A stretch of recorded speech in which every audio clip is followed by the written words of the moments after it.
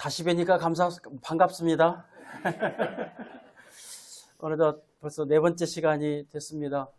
올 때는 두근 반, 서근 반, 6건이 되어가지고 왔는데, 이제 갈 때는 제대로 되어가지고 갈 수 있게 된 것 같습니다. 예, 잠깐 기도드리고 시작하겠습니다. 아버지 하나님 감사합니다. 완도 남은 성도들과 함께 이와 같이 귀한 말씀의 교제를 나눌 수 있게 해주셔서 감사합니다. 주님께서 성도들 마음속에 꼭 필요한 말씀만 선택해 도와주시고, 실언을 했다든지 마음 상하는 말을 했다든지 육신으로 말미암아 빚어진 말들은 다 지워주시고, 주님께서 하신 말씀만 기억날 수 있도록 도와주시기를 간절히 원합니다. 주님께서 그 마음들을 주장하시고 만져주시기를 원합니다. 이 시간에도 주께서 성령께서 함께해 주심으로 성도들과 함께 하나님이 주시는 말씀을 감사함으로 받을 수 있도록 이 시간 주장해 주시기를 간절히 원합니다. 주 예수 그리스도의 존귀하신 이름으로 감사하며 기도합니다. 아멘. 예전에 제가 살고 있었던 동네에 그때만 해도 이제 뭐 시골 부락 그렇잖아요. 촌락. 그건 동네 한 가운데 우물이 있습니다. 저희 동네에서도 우물이 가운데, 동네 한 가운데 있었습니다. 어느 날 이 우물을 먹었던, 이 우물을 마셨던 사람들이 배탈이 이렇게 나기 시작합니다. 시름시름 앓기 시작합니다. 왜 그럴까? 큰일 났다. 무슨 일일까?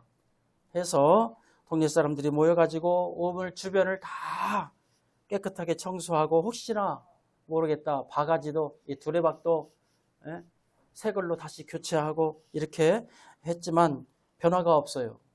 그래도 배로 움켜쥐고 고통스러워하고 이런 사람들이 왜 그럴까 해서 이제 한 우물 속을 들여다보니까 우물 속에 죽은 짐승이 하나 썩어서 독이 퍼져가고 있는 거예요. 그래서 이 썩은 시체를, 물을 싹 퍼내고 시체를 건져내고 다시 깨끗이 청소한 다음에 그 다음부터는 물을 먹어도 배탈이 나지 않고 괜찮아졌다 하는 것입니다. 어쩌면 비유적인 표현인지 모르겠습니다만은 이 이야기를 통해서 우리는 오늘 전해지는 말씀 4강 그들의 땅을 고칠지라 하는 말씀, 마지막 말씀을 드리고자 합니다. 아까 읽었던 또 역대하 7장 14절 말씀 아쉬우니까 한번 또 더 읽어보겠습니다. 역대하 7장 14절 같이 읽겠습니다. 시작. 내 이름으로 일컫는데 백성이 그들의 악한 길에서 떠나 스스로 낮추고 기도하여 내 얼굴을 찾으면 내가 하늘에서 듣고 그들의 죄를 사하고 그들의 땅을 고칠지라. 귀에 못이 박혔습니까? 한 분밖에 안 박힌 것 같아요.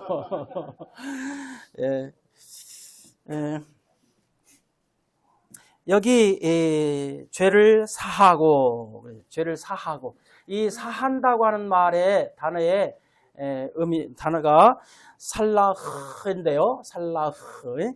이 살라흐라고 하는 단어는 용서하다, 죄의 법적 책임을 없애는 선언인 것을 우리는 알 수가 있습니다. 그래서 일반적으로 죄를 사한다는 어떤 그런 뜻과는 조금은 다른 개념이 될 수 있겠습니다. 이 단어는 사람들에게 용서를, 내가 너를 용서해 줄게, 이런 정도 수준이 아니라는 거예요. 죄를 완전히 사한다는 거예요.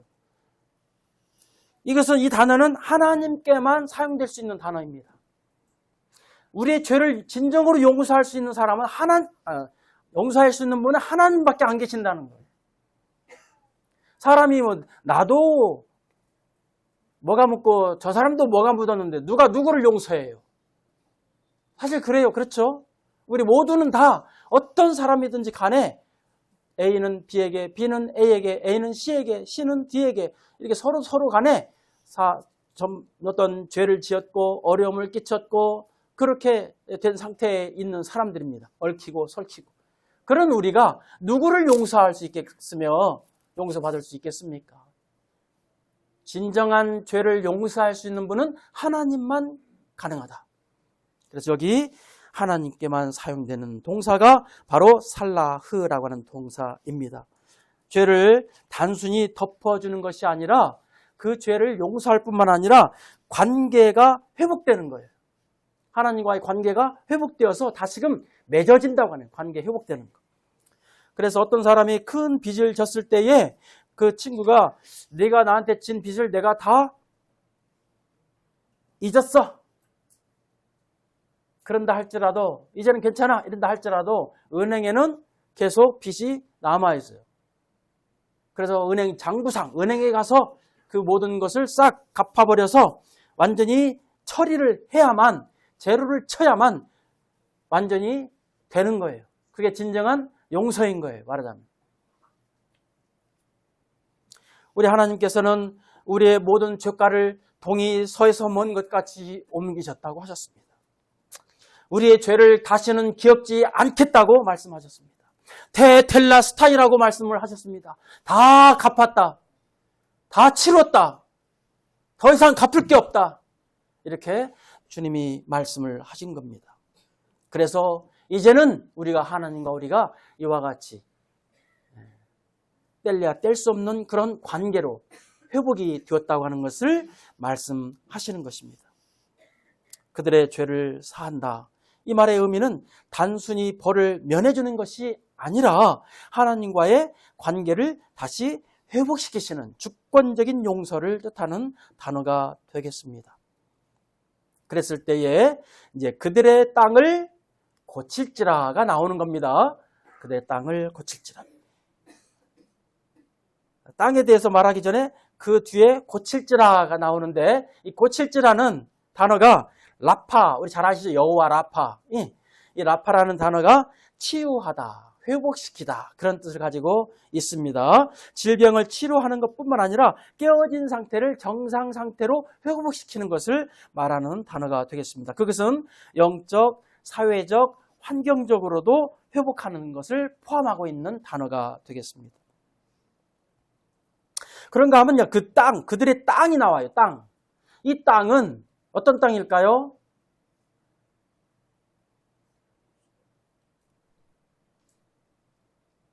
우리가 밟고 있는 이 물리적인 땅을 말할까요? 그것도 포함되겠죠. 이스라엘 백성들에게는 그들의 땅을 고쳐서 메뚜기 재앙, 또 전염병, 질병 없애고, 그 다음에 외국의 침범에 들어온 이 사람들을 물리치고 다시금 포로에서 돌아오게 하고 이렇게 회복시키겠다는 그런 의미가 있지만 이스라엘 백성들에게는, 그러나 우리들에게 영적으로 우리가 본다고 할 것 같으면 단순히 그런 물리적인 땅보다도 이건 다른 개념의 땅이라고 하는 것을 우리가 여기서 아셔야 우리가 받을 수 있는 교훈을 얻게 된다고 하는 것입니다. 여기서 말하는 땅은 에레츠라는 단어예요. 에레츠라는 단어인데 바로 단순한 토지가 아니라 그들의 삶의 터전, 공동체, 나라 전체 이런 의미를 가지고 있는 단어입니다. 땅이라고 할 때 그 땅은 아다마라고 하는 단어인데 어떤 단어와 비슷하죠? 네? 일본말로 아다마가 아니고 원어상 아다마니까 머리라고 생각하지 마시고, 이 원어상 아다마는 아담과 비슷한 단어죠? 아다마. 거기서 나왔어요. 땅, 흙에서 나왔다는 거 우리가. 그런 면에서 아담과 어원이 연결되는 단어예요. 아다마. 그래서 아다마는 땅과 이 물리적인 땅을 의미하는 단어고, 에레츠는 그런 개념보다 더 좀 진보된 단어다. 이렇게 말씀을 생각해 주시면 되겠습니다. 우리는 우리의 생명을 이 터전에 내리고 있어요. 이 땅에도 내리고 있기는 하지만, 그러나 우리가 살고 있는 나 자신, 나 자신 개인, 그리고 우리가 속해 있는 가정, 그리고 우리가 속해 있는 교회, 이런 것들이 다 우리가 뿌리내리고 있는 삶의 영역들이다, 이렇게 말할 수 있겠습니다. 그래서 나 자신에게는 내 생각이라든지 또는 내 감정이라든지 내 가치관이라든지 또 이런 것들을 말하는 거죠. 두 번째, 가정은 뭡니까? 부부 관계라든지 자녀 양육 문제라든지 가족 간의 어떤 영적인 질서, 이런 것들이 세워지는 것, 그런 장소, 이런 것들을 우리가 생각할 수 있겠습니다. 세 번째, 교회는 우리가 속한 공동체, 이 나라 영적 도덕적 토양이 되는 이 나라 국가, 이런 것들까지 포함한 것이 되겠습니다. 자, 이 의미를 정리해 본다면 땅을 고친다 하는 것은 단순히 농사가 잘 되게 한다고 하는 이런 수준이 아니라 죄로 인해서 무너진 인간의 삶의 모든 영역을 회복시키겠다 하는 것을 말하는 의미다, 이렇게 말씀드릴 수 있겠습니다. 요약을 하면, 그들의 죄를 사하고 그들의 땅을 고칠지라는, 첫 번째로 죄를 용서하는 것을 의미합니다. 그것은 관계를 회복시키는 것을 말해요. 그들의 죄를 사하고 관계를 회복시키는 것을 말하고요. 그 다음에 땅을 치유하겠다, 두 번째 의미인데요. 그래서 삶을 회복시키겠다, 관계를 회복하고 삶을 회복시키겠다, 이런 두 가지 큰 차원에서 말씀을 하고 있는 내용인 것을 알 수가 있습니다. 이 순서가 중요합니다. 하나님께서는 우리의 모든 죄 문제부터 해결을 한 다음에 그 다음에 우리의 삶이 회복되는 것을 말씀하시고 그렇게 하시기를 원하시죠. 그래서 이 모든 것의 근본 원인이 죄, 하마치아, 단절됐잖아요. 그렇죠? 앞에서 제가 말씀드린 대로 속이는 활, 관역을 향해서 쏘았는데 그 관역 정확하게 딱 맞아야 되는데 안 맞고 땅이 다른 데로 빗나가고 못 미치고 넘어가고 그랬잖아요. 그런 것이 죄야. 그 죄 때문에 하나님과 우리 사이가 단절되었어. 그 단절된 관계를 회복시키는 것. 그 다음에 하나님은 이제 우리의 삶의 전반을 회복시킨다, 이렇게 말씀을 드릴 수 있겠습니다. 자, 마무리를 합니다. 역대하 7장 14절 전체 문맥에서의 의미를 한번 보겠습니다. 자, 이 말씀을 두 단락으로 나누면 인간 차원에서 해야 할 일을 말씀하고 있고, 뒷부분은 하나님께서 하실 일에 대해서 말씀하고 있어요. 자, 첫 번째, 내 이름으로 일컫는 내 백성이 그들의 악한 길에서 떠나. 누가 할 일이에요? 우리 사람들이 할 일이에요. 내 백성들이 할 일이라고요. 그렇죠? 그 다음에 스스로 낮추고. 누가 해야 할 일이에요? 네, 우리들이 할 일이에요. 그 다음에 기도하여 내 얼굴을 찾으면, 여기까지 누가 할 일이라고요? 우리가 할 일이에요. 우리 인간들이 할 일이에요. 우리가 하나님 앞에 반응입니다, 이게. 그래서 악한 길에서 떠나고 스스로 낮추고 기도하고 하나님 얼굴을 구하는 것까지가 우리가 할 일입니다. 이것을 해야만 그 다음에 하나님께서 반응하시는 거예요. 그럼 하나님께 어떻게 반응하시냐? 하나님께서 하늘에서 듣는다는 거예요. 너무 멀리 계셔서 못 들으실까요? 아니에요. 하나님 아무리 멀리 계신다 할지라도 우리는 그 하나님의 손바닥 안에 있어. 아무리 멀리 계셔도. 무슨 말인지 알겠죠? 우리가 생각할 때 하나님이 멀리 계시지, 하나님은 우리 당신의 손바닥에 있다고. 그러니까 아무리 우리가 세미한 음성으로 하나님께 말씀을 하신다 할지라도, 막 큰 소리로 외치지 않는다 할지라도, 우리가 마음속으로 읊조리는 소리라 할지라도 하나님이 그 소리를 들으신다는 거예요. 하늘에서 듣고, 그 다음에 그들의 죄를 사하고, 그들이라고 말하니까 다른 사람 나 빼고 이렇게 생각하지 마세요. 예, 우리입니다. 나입니다. 나의 죄를 사하고, 하나님의 반응이죠. 그 다음에 마지막으로 그들의 땅을 고치겠다, 이렇게 말씀하신 겁니다. 우리가 하나님 앞에 우리가 반응을 할 때 하나님께서 우리에게 반응하시겠다, 이렇게 말씀하신 거예요. 우리가 이렇게 말씀들을 들었지만 돌아가셔서 그냥 한 귀로 듣고 한 귀로 흘러가 버리면 의미가 없어요. 의미가 없어. 그래서 제가 4시간 동안 주구장창 어떤 형제님이 말씀하시기를, 아니 4시간 동안 이 한 말씀 가지고 어떻게 하시겠다고? 아니 한 말씀 갖고 어떻게 4시간 동안 하지? 이렇게 했다는 거예요. 생각을 했다는 거예요. 근데 제가 여러 말씀들을 막 말씀드리면은 그 말씀이 머리 꽉 차기는 찼는데 나중에 가서는 뭔 말씀 들었는지 한 가지도 생각이 안 나. 그럴 바에는 한 가지만 주구장창 이렇게 해서 그냥 초점을 맞춰가지고 구멍을 뚫을 때까지 해야만 되잖아요. 그래서 이 말씀 한 말씀 갖고 지금 4시간 동안 제가 말씀을 드립니다. 그럼에도 불구하고 이 말씀은 우리에게 어마어마한 경종을 울리는 말씀이라는 거예요. 사실상 여기까지 말씀이 끝났습니다. 너무 빨리 끝난 것 같죠? 그래서 더 좀 하겠습니다. 유사이래라고 하면 역사가 시작된 대로 아담과 하와가 창조된 이후로 지금까지 하나님께서 일을 쉬신 적이 있으신가요? 딱 한 번 있으셨어요. 그쵸? 언제? 창조를 마친 다음에 하나님께서 쉬시니라 그랬죠? 네. 뭐 그 쉼이 좀 다른 쉼일지 저는 뭐 어느 상 모르겠어요. 김종만 형제한테 여쭤보세요. 나중에. 근데 하나님께서 일단은 쉬셨다 그랬어요. 근데 인간이 죄를 범한 뒤로 그 뒤로 지금까지 하나님 쉬셨습니까? 안 쉬셨습니까? 못 쉬셨어요. 하나님은 지금도 일하지 않고 쉬시지 않고 일하고 계신다는 거예요. 내 아버지께서 지금까지 일하시니 나도 일한다. 주님 말씀하셨잖아요. 그럼 하나님께서 어떤 일을 하실까요? 하나님 어떤 일을 하셔? 예?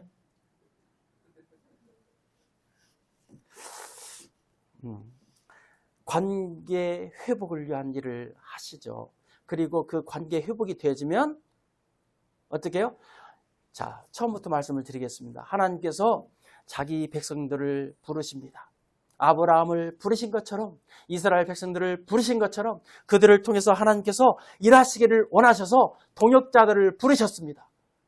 하나님 혼자 하셔도 되지만 그러나 함께 일할 사람들을 부르셨어요. 아브라함을 불러서 유대인들, 이스라엘 백성들을 형성하시고 국가를 만드시고 그 국가를 통해서 하나님의 제사장 나라를 세우시고 그 제사장 나라를 통해서 이스라엘 백성들을 통치하시고 다스리시고 그 다스림으로 말미암아 이제 전 세계 열방에 제사장 나라가 돼서 열방이 그 나라로 제사를 드리러 가고 예배를 드리러 가고 그래서 디아스포라 사람들이 전부 예루살렘으로 참 예배 드리러 막 갔었잖아요.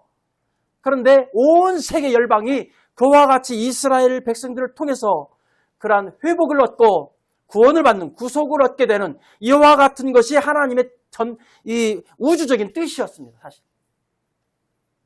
근데 하나님께서 그렇게 당신이 빼신 백성들을 통해서 그런 동역자들을 통해서 그들을 통해서 하나님이 일하시는데 그 일이 뭐냐?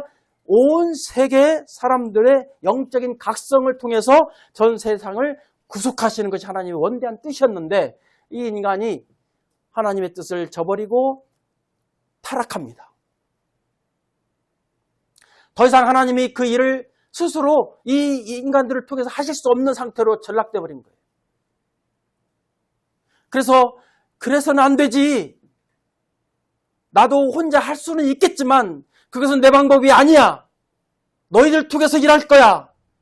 그래서 하나님께서 어떻게 하셔요? 다시금 그들을 회복시키기를 원하십니다. 그래서 어떻게 회복시키려니까 어떻게 해요? 징계를 내리시는 거예요. 여기 그들에게 비를 내리지 않고 메뚜기로 그 곡식들을 다 먹어버리게 하시고 그렇게 징계를 그래도 회복을 하지 않으니까 전염병을 내리셔서 징계를 하십니다. 그래도 않으니까 이제 열방 이 이웃 나라들로 하여금 쳐들어오게 하셔서 이스라엘 백성들을 부시고 외부의 나라에 포로로 잡혀가게 하고 그렇게 하시는 거예요. 거기서 눈물을 쏟으면서 우리가 잘못했습니다.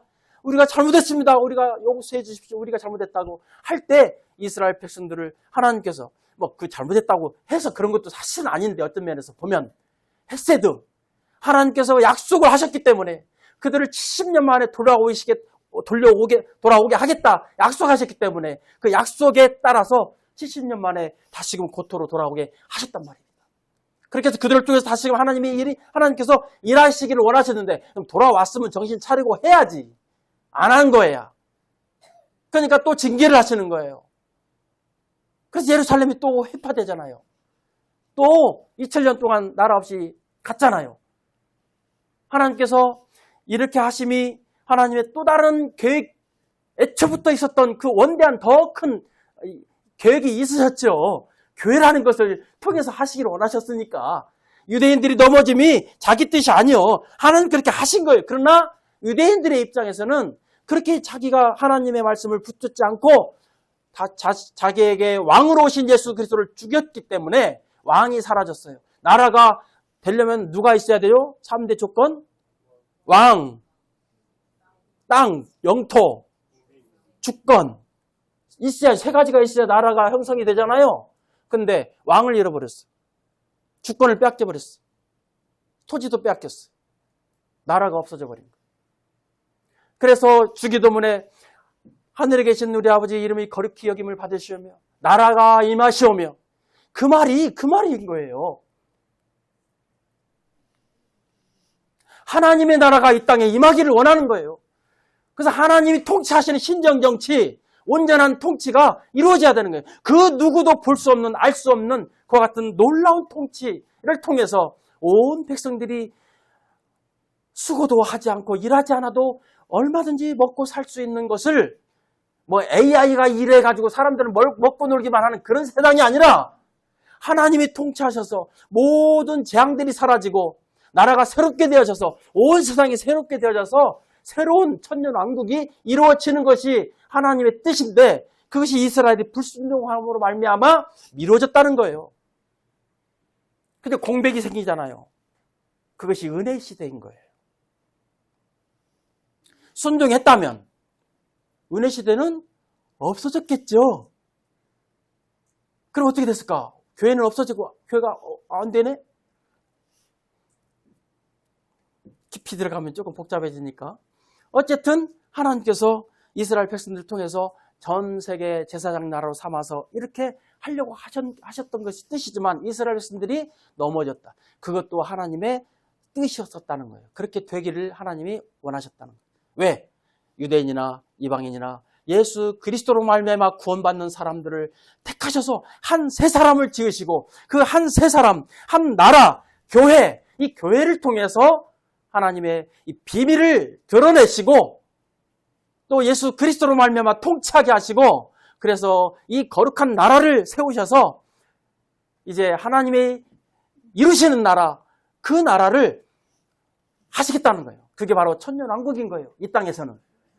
그리고 그것이 하나님이 그 계획을 성취하신 이후에는 이제 영원한 나라로 우리가 이제 가게 되는 거죠. 그런데 어쨌든 이 땅에서는 그렇습니다. 그런데 이 유대인들이 불순종하니까 미뤄진 거예요. 그 공백이 생기니까 은혜의 시대가 된 거예요. 유대인과 헬라인, 이방인들 함께 불러서 교회를 형성하시는 하나님. 그리고 이 교회에게 이스라엘 백성들에게 주었던 그 임무를 이 교회에게 주셨어요. 이 유대인들도 그 임무가 있어요. 아직도 그게 약속이 흐트러진 게 아니에요. 하나님께 포기하신 게 아니에요.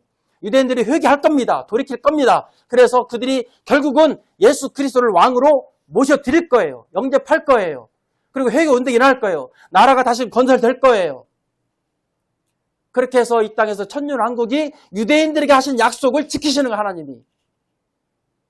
그러나 진정한 하나님의 왕국은 저 하늘에 있다고 하는 것을 우리가 알 수가 있는 거예요. 그것은 교회를 통한 것이죠.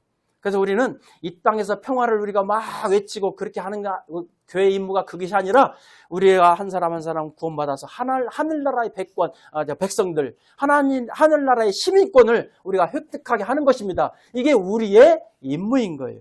다시 돌아와서 하나님께서 우리를 그런 임무를 띠고 부르셨다는 거예요. 이스라엘을 부른 것처럼 우리를 부르셨어요.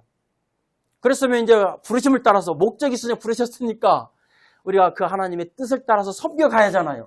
근데 그렇게 하는 건 그만두고 다시금 타락하고 범죄하고 돌아가는 거예요. 너 그렇게 갖고는 내가 너한테 일을 못 맡기겠다 하면서 깨닫도록 하기 위해서 징계를 주십니다.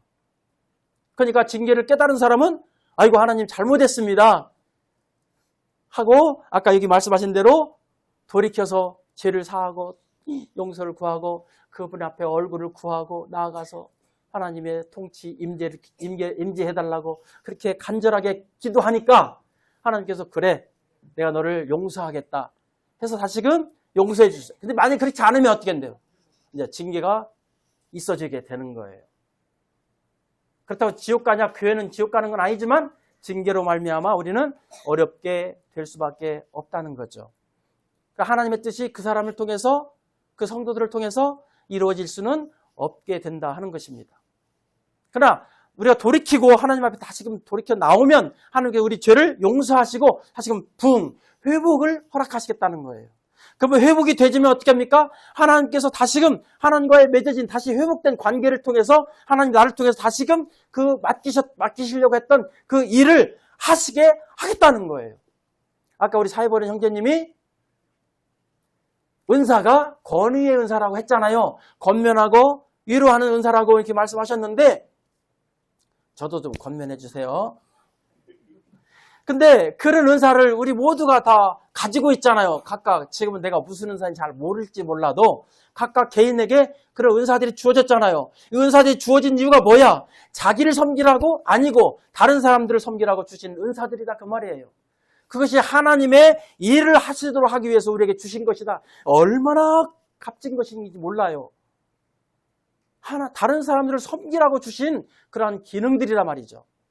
그러니까 그렇게 해서 하나님께서 당신의 뜻을 나를 통해서 일하심으로 말미암아 다시금 어떻게 해요? 하나님께서 영적 각성을 이루시고 온 세상 백성들에게 복음이 전파되게 하시고 그 복음을 통해서 영혼들이 구원받고 하나님의 백성이 되고 그래서 온 세상 사람들이 완전히 다 구원받는 것이 하나님의 뜻인데 하나님은 모든 사람이 구원을 받으며 진리에 이르기를 원하시지만 그러나 그들이 원치 아니하였도다 말씀하시잖아요.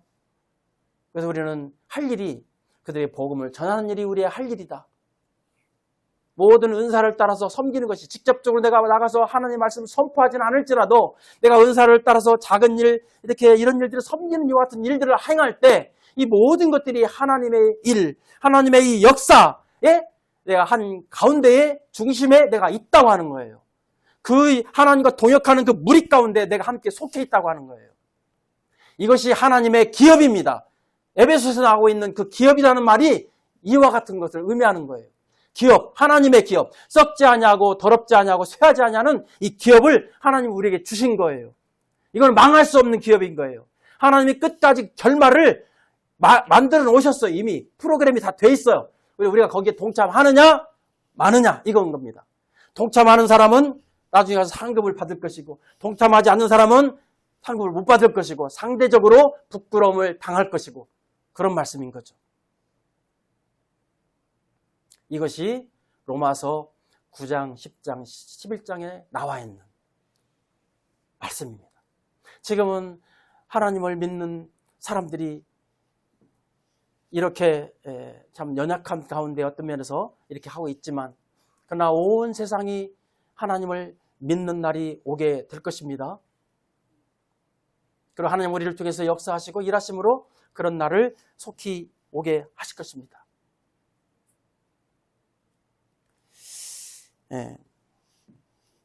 이런 일들이 이와 같은 일들이 반복되잖아요. 그리고 우리 삶에서 이러한 일들이 반복됩니다. 우리가 죄를 험하고 타락하면 하나님 징계하시고 다시 잘못했습니다 하면 다시 돌아와서 회복이 되지고 다시는 또 할만하면 다시 또 타락해가지고 또 징계받고 이런 일이 이런 시스템이 계속 반복돼요. 이것이 계속해서 반복된 성경이 어디에 나오죠? 사사기에 나와요. 몇 번 반복되죠? 적어도 7번 반복됩니다.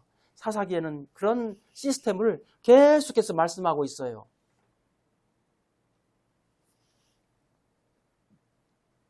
우리의 삶에서 사사기가 계속해서 반복되는 한 하나님의 역사가 우리를 통해서 나갈 수가 없다고 하는 사실을 기억해야 하겠습니다. 하나님은 당신에게 전적으로 헌신된 사람을 통해서 무슨 일이든지 하실 수 있다고 하는 사실을 온 세상이 보아야 한다라고 말하고 있습니다. 무디가 이 말을 미국에 갔을 때 설교자가 그 말을 하는 것을 듣고 충격을 받았어요. 하나님은 당신에게 전적으로 헌신된 사람을 통해서 무슨 일이든지 하실 수 있다고 하는 사실을 온 세상이 보아야 한다. 아직도 한 사람도 그렇게 한 일을 못 봤다? 그럼 내가 그 사람이 되겠다. 무디가 용감하게 내가 그 사람이 되겠지.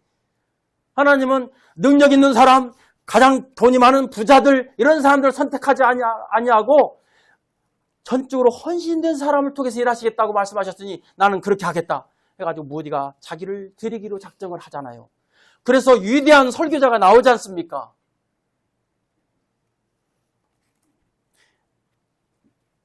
그렇습니다. 오늘 우리의 삶에서는 이와 같은 시스템들이 계속해서 반복됩니다. 더 이상 반복되지 않도록 우리가 이제는 타락하고 반항하고 하지 말고 하나님 말씀에 올곧게 순종하고 복종하면서 나아감으로 우리가 하나님의 큰 놀라운 은총을 힘입는 우리들이 되었으면 좋겠다 하는 생각을 갖게 됩니다. 제가 종합적으로 큰 그림까지 말씀을 드렸습니다. 하나님 지금까지 일하신다 안 하신다? 일하십니다. 하나님 일하십니다. 누구하고 일하시기를 원하십니까? 여기 아무개? 아무개 하고? 나하고. 내가 무엇이 간대? 나 같은 게 무엇이 간대? 말씀으로 온 세상을 창조하신 그 창조주 하나님이 무엇이 부족해서 나 같은 사람을 사용하시겠다는 거예요. 나 같은 사람을 그 일터에 불러들이겠다는 거예요. 그러니까 복음서에 이제나 저제나 나가서 누가 할 사람 없는가? 아침에 나가보니까 놀고 있는 사람 있어요. 내와 일하라. 한 달란트 주겠다. 또 나가보니까 한 데나리온 주겠다. 또 나가보니까 9시에 나가서 그랬는데 11시에 나가니까 또 있어. 3시에 나가니까 또 있네. 나가서 일해라. 들어가서 일해라. 5시에 나가서 일꾼이 모자라. 추수할 것은 많은데 일꾼이 없어. 그러니까 막 급한 나머지 곧 우기처럼 돌아오고 우기 돌아와서 비가 막 내리면 이 곡식 다 망가져. 이제 망쳐. 안 돼. 그러니까 우기 돌아오기 전까지 이걸 해결을 해야 돼. 그러니까 5시에 나가 1시간밖에 안 남았어. 6시까지 1시간밖에 안 남았지만 그래도 나가서 보니까 놀고 있는 사람이 왜 놀고 있어? 그러니까 우리를 써주는 사람이 없어요. 들어가 이래. 이 하나님의 어떤 뭐라고 표현해야 돼? 단어가 생각이 안 나. 정말 이 간절한 마음. 한 곡식 한 알이라도 땅에 떨어지지 않도록 하기 위한 그 간절한 애틋한 이 하나님의 마음이 1시간 남은 사람한테도 가서 1시간 남은 사람이 가서 일을 했는데 막 땀을 흘리면서 일하는 사람들이 있네. 아이고 나는 얼마나 더 해야 돼. 5시간 할 만큼을 더 해야 돼. 나는 열심히 막 일을 합니다. 막 더. 그래 나중에 그 사람이나 저 사람이나 다 한 데나리온씩 주잖아요.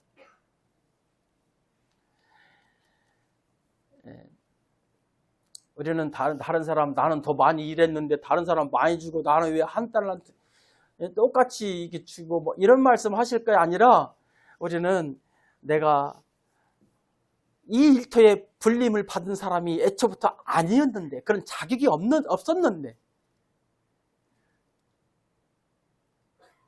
그런 나를 하나님이 불러주셨다고 하는 것만으로도 감사한 거예요.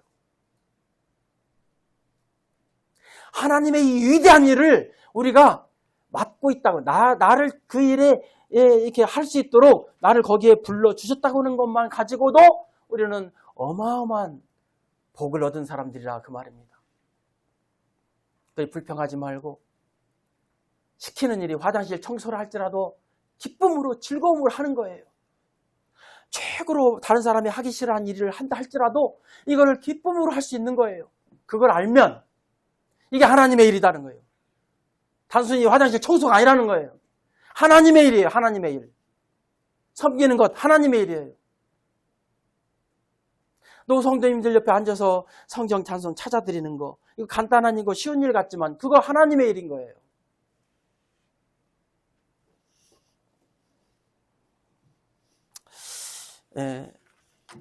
나흘 동안 3일 동안 4시간 말씀을 드렸는데 이 말씀들을 통해서 성도님들이 참 주님으로부터 큰 위로와 격려 또 힘을 얻는 이런 말씀들을 얻고 또 실천할 수 있는 그런 음성들을 들으셨으면 좋겠습니다.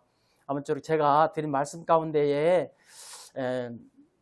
좀 실수하거나 좀 마음이 조금 상한 것이 있다든가 그러면 그냥 제가 안 할 소리를 그냥 했나 보다 이렇게 생각을 하시고 용서해 주시기 바랍니다. 그리고 마음에 지우개로 지워주셔서 남겨두지 마시고 그렇게 하시기 바랍니다. 이제 저의 개포교회 간증을 잠깐 드리고 말씀을 드리도록 하겠습니다. 지난 10년 정도의 세월 동안을 저는 돌이켜 봅니다. 시골 교회의 완도 개포교회죠. 방석 하나 덮여주면 덮여주고 앉아있어도 감사한 일이지 그것도 잘하는 일이지 연약한 지역교회에 힘이 되는 일이지 생각을 하고 완도에 갔었거든요.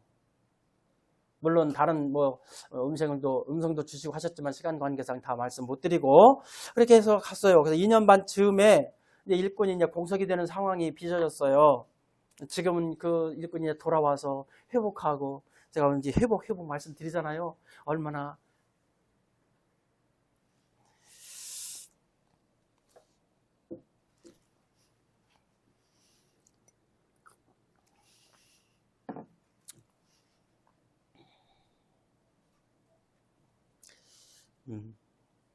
얼마나 감사한 일인지 모릅니다.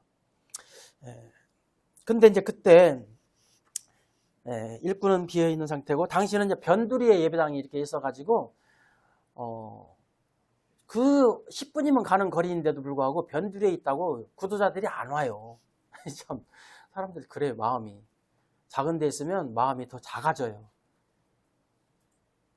대륙 중국에 가면요 옆에요. 여기 가까워. 그러면은 한 2시간씩 3시간씩 가야 돼요. 그래야 옆이요. 먼 데는 막 며칠씩 가야 돼.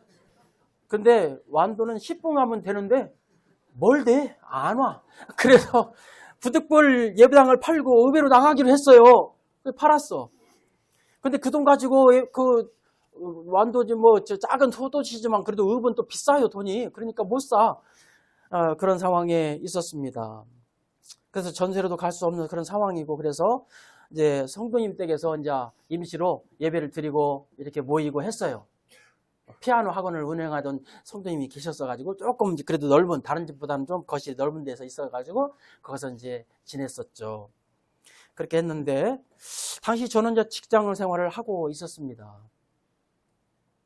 갑자기 그런 일이 생겨서 이제 주일에는 주변에 여러 지역교회 형제님들을 막 초청을 해가지고 와서 말씀 좀 전해주십시오. 말씀 전해주십시오. 계속해서 이런 식으로 해서 일단은 연명을 해 나갔습니다. 성도들이 간절하게 하나님의 얼굴을 구하고 합심하여 기도하는 중에 주님이 이 터미널 근처에 땅을 이렇게 보여주셨어요. 근데 건물이 조리식 건물인데 찜질방 하던 건물이에요. 근데 오랫동안 안 해가지고 막 폐허가 돼 있어. 그래서 땅값만 가지고 이제 사람들한테 팔려고 하는데 그 폐허된 그거 철거하는 데마도 돈이 몇천 들어가 사실은요. 그러니까 사람들이 땅값 얼마라고 하니까 그러면 건물을 또 해체해야 아이고 그거 안 돼. 엄두가 안 나. 그러니까 안 사. 누가 안 사고 그냥 남겨둔 거예요. 근데 그런 땅이 우리가 보였어요. 그래서 120평 대지인데 그런 땅이 나왔어요. 제가 직장에서 그것을 신문을 보고 형제들한테 아니 거기 한번 가봐. 여기 땅이 나왔대. 그래서 형제들이 가봤어요. 가보고는 저는 이제 조금 멀리 직장이 있었기 때문에 저기 목포 쪽에 있었기 때문에 막 이렇게 집회 때마다 왔다 갔다 했었거든요. 그랬는데 성도들이 가서 보고는 형제님 이거 무조건 사야 됩니다. 무조건 사야 됩니다. 돈 4천만 원밖에 없거든. 근데 그 120평짜리가 140만 원이에요. 평당. 얼른 계산해봐요. 얼마예요? 1억 6,800만 원이요. 4천만 원 엄두도 안 나. 그런데 사야 된대. 그래서 어떻게 살라고 그래? 아니 우리가 작정한 거라도 해야겠죠. 하고 안 그러면 빚도 내요 좀 막 해가지고 작정금을 했는데 어떤 사람 1,000만 원, 어떤 사람 3천만 원, 어떤 사람 5천만 원 막 해가지고 일부 나왔어요. 그래서 계약을 했어요. 우여곡절 끝에 계약을 하고 했는데, 그럼 남은 모자라는 돈은 어떻게 할 거냐? 그랬더니, 그러면 대출 받읍시다. 융자 받읍시다. 그래갖고 이제 거기 이제 공무원 쪽에 있는 형제님들도 있고 해서, 그러면 네 가정밖에 안 돼. 사실 가정이 네 가정밖에 안 된다고, 총 재산이. 부처님 가정은 뭐 그럴 만한 상황이 아니잖아요. 부처님 가정은 그냥 계셔주는 것만으로도 감사한데, 그래서 이 네 가정이 이제 그렇게 해가지고 해서 그 땅을 계약을 하고, 그러면 이제 계약은 했지만, 뭐 이거 어떻게 이제 리모델링을 또 빚 얻어가지고 땅을 샀는데 이것만 그래도 벅찬데 어떻게? 그러면 청소만 깨끗이 하고 장판만 깔자. 그리고 거기서 예배 드리자. 둘러 앉아가지고. 옛날에 다 땅이 둘러 앉아서 예배 드렸잖아요. 그러니까 그렇게 하자. 그렇게 하기로 하고 했어요. 그랬더니 어느 날 전화가 왔습니다. 직장에 있었는데 전화가 왔어요. 형제, 예배당 참 좋네. 지금 내가 김광성 형제님하고 예배당 둘러보고 가는 중이야.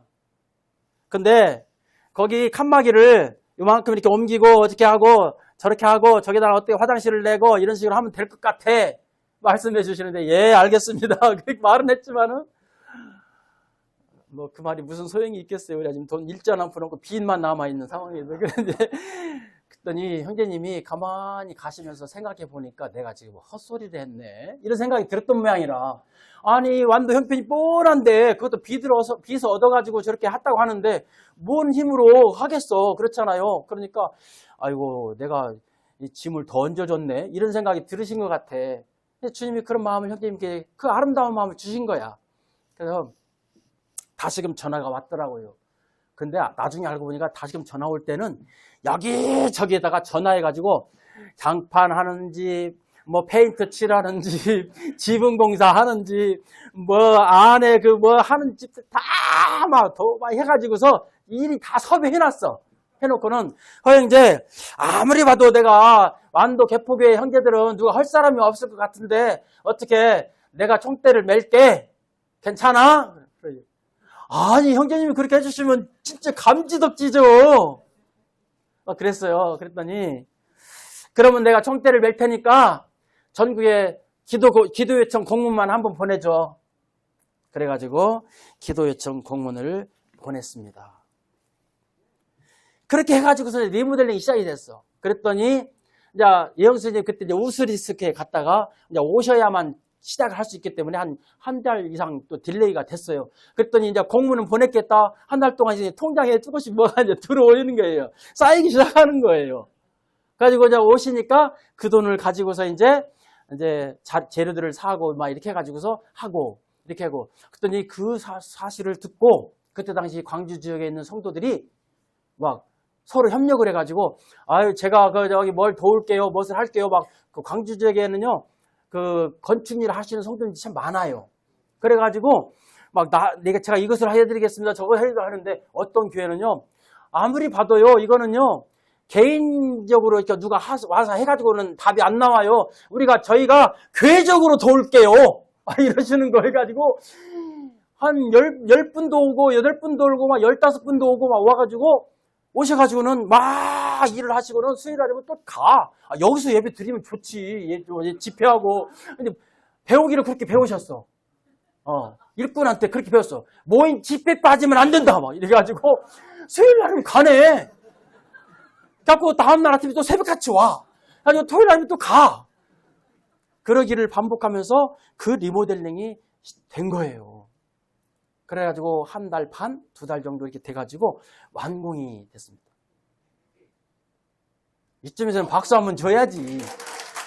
저한테 주시는 게 아니고 그분들에게, 그리고 그 일을 성취하신 하나님, 그 하나님께 드려야 되는 거예요.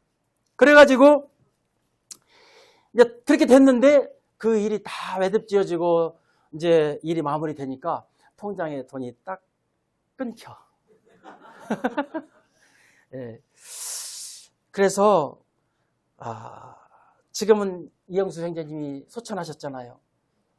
해남 학동에 계셨다가 동탄 모임에 개척을 하시고 그러다가 이 최장 암이 걸리시고 해가지고 고통, 고난 받으시다가 이제 소천하셨는데, 저는 이 이영수 형제님이 정말 개포교회 참 은인이시, 잊지 못할 분이셔. 네. 이때가 이제 2016년 장렬한 땡볕이 내려지는 여름철 직전이었습니다. 7월 달에 이제 헌당식을 하고 성도들이 주님 앞에 영광을 돌리고 감격의 눈물을 흘렸습니다. 이 시대의 에스라와 느헤미야 같은 시대에 앞서가는 횃불과 같은 그런 사람들이 있어서 전국의 많은 지역교회들이 힘을 얻고 또 하나님의 역사가 그렇게 헌신된 사람들을 통해서 이루어 가시는 것을 보게 됩니다. 이 설교가 유튜브에 돌아서 전국에 계신 성도님들까지 이렇게 알려질지는 모르겠습니다만 정말 그렇다고 한다면 이 자리를 빌어서 남은 성도님뿐만 아니라 온 전국의 성도님들께 깊이 감사의 말씀을 다시 한번 드립니다. 그래서 이제 그 뒤로 개포교회 성도들이 이제 할 일이 영적인 사역에 집중하는 일이다라고 여기고 건물을 주셨으니까 이제 사람도 영혼들도 채워주시지 않겠는가 이런 기대와 소망을 가지고 이제 지금까지 연합을 꾀하고 이렇게 하고 있습니다. 중간에 코로나도 오고 막 이렇게 해서 좀 흐트러짐이 좀 있었기도 했지만 그러나 이제 올해 들어서 지난번 말씀도 드렸지만 다시금 성도들이 힘을 잡고 주님이 회복하시는 해다. 그래서 이제는 부흥할 수 있는 그런 뭔가를 보여주시는 해다. 이런 마음을 가지고 이제 공원 전도도 하고 또 꽃전도 어떤 분이 꽃전도 했더니 꽃전도가 뭐예요? 모르시더라고요. 뭐 그런 일이 있어요. 한번 누구한테 물어보시면 알 수 있습니다. 시간이 많이 가니까. 그래서 사람들에게 이 조그마한 꽃 화분을 거기다가 전도지 수책자 넣어가지고 이렇게 나눠주는 거예요. 무료로. 꽃 받는 것이 뭐 싫은 사람 없잖아요. 꽃 다 좋아하잖아요. 그래서 그 꽃을 무료로 받으면서 가지고 가서 리플렛 보고 개포교회 책자 읽고 복음 듣고 이렇게 되는 거죠. 그래서 그런 꽃전도도 하고 이것도 진도 백동교회 소변갑 형제님이 그런 아이템을 주셨어요. 거기다 비닐하우스에다가 꽃을 이렇게 해가지고서 개포교회 얼마든지 원하는 대로 줄 테니까 꽃전도 해봐 해가지고 그걸 시작한 거예요. 앞서가는 성도들은 항상 이와 같은 아이템을 가지고 어떻게든 영혼들에게 어떤 방법으로 복음을 전할 것인가 연구합니다. 그래서 그렇게 해서 이제 꽃전도도 하고 요즘은 뭐 건강채소 가지고 그런 것들도 나눠드리고 이렇게 하고 있습니다. 그런데 이제 우리 재능 있는 자매님들이 주일날에는 아이들에게 말씀도 전하지만 막 그 쿠킹 클래스도 하고 뭐 모래놀이 뭐 이런 것들 막 해서 막 재밌게 놀고 레크레이션도 해주고 막 이렇게 주마다 바뀌어가면서 하니까 아이들이 막 재밌어가지고 주일날 와요. 가지고 애초에 3명밖에 없었는데 지금 10명 가까이 됐어요. 또 한 사람 두 사람 또 계속해서 지금 더해지는 그런 상황 가운데 있는데 주님이 얼마를 더해 주실지 잘 모르겠습니다. 하나님의 하시는 일은 놀라워요. 비밀이에요. 우리가 한 발 한 발 내디뎌야만 이 일한 역사가 일어납니다. 멈춰 있으면 하나님도 일하지 않으셔요. 헌신된 사람을 통해서 하나님이 이와 같은 일들을 하신다고 하는 것을 우리는 우리의 삶에서 경험하고 보게 됩니다. 작은 보리떡 5개와 물고기 2마리의 기적을 우리는 이 시대에서도 봐야 돼요. 그때 예수님 계실 때만 보는 게 아니라 이 시대에도 물고기 2마리와 보리떡 5개로 하나님은 5,000명을 먹이고도 12광줄이 남길 수 있다고 하는 사실을 이 시대에도 봐야 된다고요. 그때 하나님이 지금 하나님이에요. 그때 예수 그리스도께서 지금 예수 그리스도시라고 달라지지 않았다고요. 예수께서 과거나 현재나 미래나 예수 그리스도는 다 동일하시다고요. 그렇기 때문에 문제는 우리란 말이에요. 우리가 헌신된 사람을 통해서 일하신다고 하는 거예요. 이영수 형제님 같이, 형제 내가 총대를 맬게. 뭐 저한테 그렇게 말씀하신 것이겠어요? 하나님께 하신 말씀이죠. 예. 그래서 우리는 이와 같은 헌신된 일꾼들을 통해서 하나님의 역사가 달려간다고 하는 사실을 기억하시고, 나의 한 작은 이런 헌신, 이런 것들을 작게 여기지 마시고, 태평양에서 날갯짓한 그 나비의 날갯짓이 태풍이 되어가지고 우리에게까지 도착하는 것처럼 하나님의 역사는 작은 성도의 한 작은 섬김을 통해서 어마어마한 일들을 이루어 가신다고 하는 사실을 우리가 잊지 마시고 기억하시고 하나님의 역사에 함께 동참하시고 이 일을 그렇게 가치 있게 여기시고 하나님의 기업에 내가 한 사원으로 이렇게 발탁받았다고 하는, 우리 삼성그룹에 이거 사원으로 직원으로 채택되면 아주 그냥 사람들 배지 달고 막 참 그 입고 출퇴근하잖아요. 그렇죠? 예. 자랑스럽게 삼성 직원이라도 그럴 텐데 하나님의 기업에 내가 직원으로 이렇게 채택됐는데 우리 자랑스럽게 하나님의 일을 도모하고, 그렇다고 해서 교만하거나 그러지 말고 겸손한 자세로 하지만 이것이 우리에게 정말 자긍심을 가지고 해야 할 일이다 라고 말씀하고 있는 것입니다. 말씀을 마치려니까 참 아쉽기도 합니다. 다음에 또 초청해 주실런지 안 하는지. 어쨌든 감사합니다. 제가 감정이 조금 많은 사람이어가지고 좀 그렇습니다. 죄송합니다. 사흘 동안 함께 교제하고 또 많이 이렇게 그냥 이 미천한 것을 대접해 주시고 그냥 섬겨 주시고 뭐 선물을 주시고 막 이렇게 하셔서 몸둘 바를 모르겠습니다. 감사합니다. 정말 감사합니다. 감사합니다. 이상으로 마치겠습니다.